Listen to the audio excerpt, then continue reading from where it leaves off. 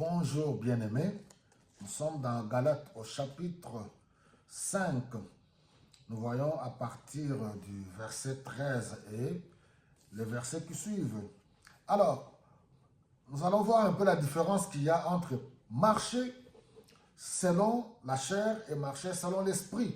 Parce qu'en tant qu'enfant de Dieu, notre préoccupation, c'est de plaire à Dieu. Voilà.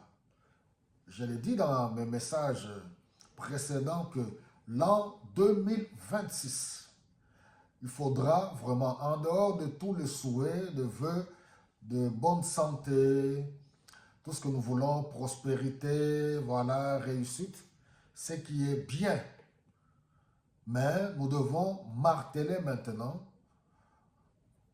notre priorité, c'est marcher de manière digne du Seigneur et lui plaire en tout, comme on l'a vu dans la fois passée, dans Colossiens au chapitre 5, au chapitre 3, le verset 5.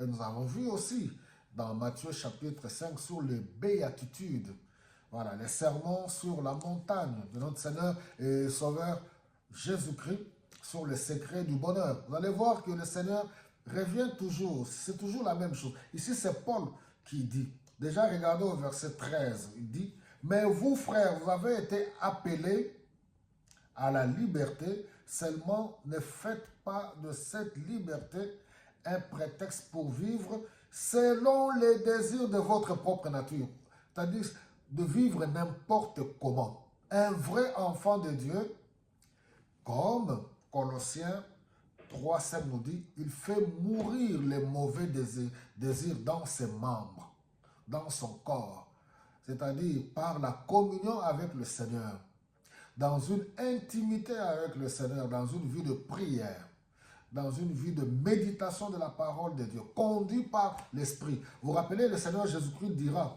il avait dit aux disciples dans Jean au chapitre 16 qu'il était avantageux que je m'en aille.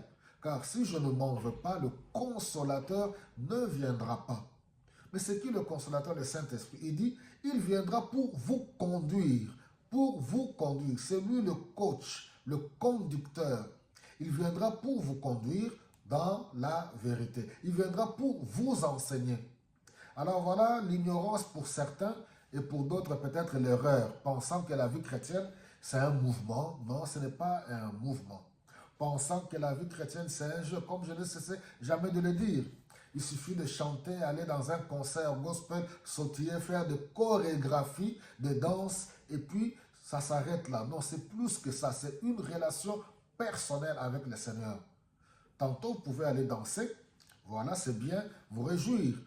Dans un concert, comme je vois nos jeunes le faire aujourd'hui, c'est quelque chose de bien. Aller louer le Seigneur, voilà, s'éclater, mais à part ça, vous devez vous consacrer, avoir une relation personnelle. Alors ici, il est décrit.